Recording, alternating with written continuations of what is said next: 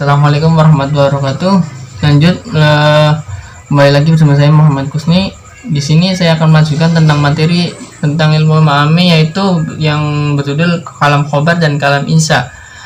Ya, lanjut aja langsung ke materinya, yaitu tentang pengertian ilmu ma'ani. Istilah ilmu ma'ani merupakan bentuk isma dari makna secara listikal. Kata tersebut berarti maksud, arti atau makna. Para ahli ilmu bayan mendefinisikan sebagai mengungkap melalui ucapan tentang suatu yang ada dalam pikiran, disebut juga sebagai gambaran dari pikiran. Sedangkan menurut istilah ilmu ma'ani adalah sebagai berikut: ilmu untuk mengetahui hal ihwal lafaz bahasa Arab yang sesuai dengan tuntunan situasi dan kondisi. Adapun yang dimaksud dengan hal ihwal lafaz bahasa Arab adalah model-model susunan kalimat dalam bahasa Arab, seperti penggunaan takdim atau takhir, penggunaan makrifat atau nakirah, disebut zikir atau dibuang hafaz, ya, dan sebagainya. Sedangkan yang dimaksud dengan situasi dan kondisi adalah situasi dan kondisi mukhatab, seperti keadaan kosong dari informasi itu atau ragu-ragu atau malah mengingkari informasi tersebut. Ilmu ma'ani pertama kali dikembangkan oleh Abdul Al-Qahir Al-Jurjani.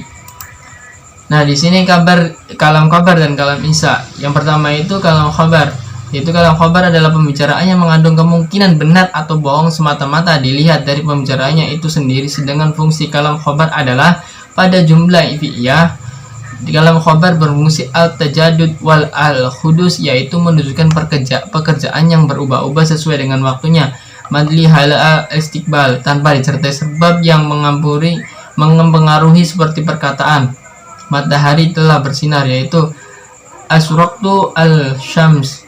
Yang kedua itu pada jumlah ismiyah dalam khobar berfungsi al-subut wal al-dawan, yaitu menunjukkan pengertian yang kekal dan tetap seperti perkataan, yaitu al-samsu mukhasiyah, matahari adalah sesuatu yang bersinar. Perkataan yang itu memberikan pengertian bahwa menyinari hanya terdapat secara kekal pada matahari. Namun terkadang berfungsi ismi wal al-dawan jika khobarnya tidak terdiri dari fi'il mudhari, seperti firman Allah, wa innaka li'alli khalaqil adim, dan sesungguhnya kamu benar-benar berbudi pekerti yang agung. Nah, di sini maksud dan tujuan kalam khabar, yaitu yang pertama faidah khabar, yaitu menyampaikan pengetahuan kepada mukhatab dengan berita yang mengandung suatu kalimat. Jika ternyata mukhatab belum mengetahui, seperti perkataan al-dini nasihah, agama adalah nasihat. Lazim al-faidah, yaitu memberitahukan kepada mukhatab bahwa mutakalim juga telah mengetahui berita yang disampaikan, seperti perkataan antal hadarat al-amis, engkau datang kemarin. Dalam hal itu mutakalim telah mengetahui kedatangannya.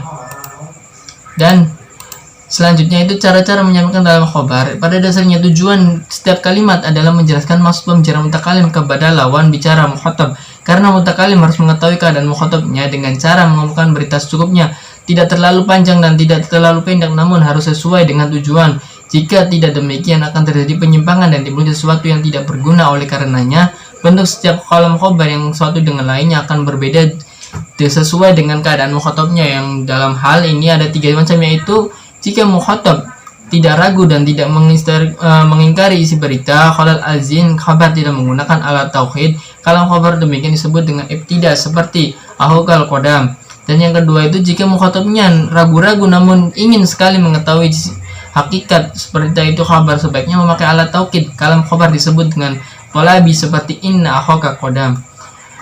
Jika mukhatabnya mengingkari isi berita, harus memakai satu alat taukid dan lebih sesuai dengan keingkarannya. Dalam kabar itu disebut dengan ingkari, seperti inna ahaka qadami awwa innaka laqadam. Nah, di sini yang bagian kedua itu kalam insya. Kata insya merupakan bentuk masdar dari kata an-nisa. Secara lestikal kata tersebut bermakna membangun, memulai kreasi, alis menulis dan menyusun. Insya sebagai kebaikan dari khobar yang merupakan bentuk kalimat yang setelah kalimat tersebut dituturkan kita tidak bisa menilai benar atau dusta. Hal ini berbeda dengan sifat kalam khabar yang dinilai benar atau dusta. Dalam terminologi ilmu ma'ani, dalam insya itu adalah ma la yahtamil sodaq wal kadhab. Kalam insya adalah suatu kalimat yang tidak bisa disebut benar atau dusta. Jika seorang mutakalim mengucapkan suatu kalimat insya, mukhatab tidak bisa menilai bahwa ucapan mutakalim itu benar atau dusta. Jika seorang berkata isma, artinya dengarkanlah, kita tidak bisa mengatakan bahwa ucapan itu benar atau dusta. Setelah kalam tersebut ucapan yang mesti kita lakukan adalah menyimak ucapannya. Nah, macam-macam kalam insya itu, yang pertama kalam insya terbagi menjadi dua macam, yaitu insya tolabi, yaitu insya mendekati tuntunan mutlak yang terjadi yang tidak tercapai ketika terjadi tuntunan itu sendiri. Dan yang kedua itu diantara macam insya tolabi yaitu yang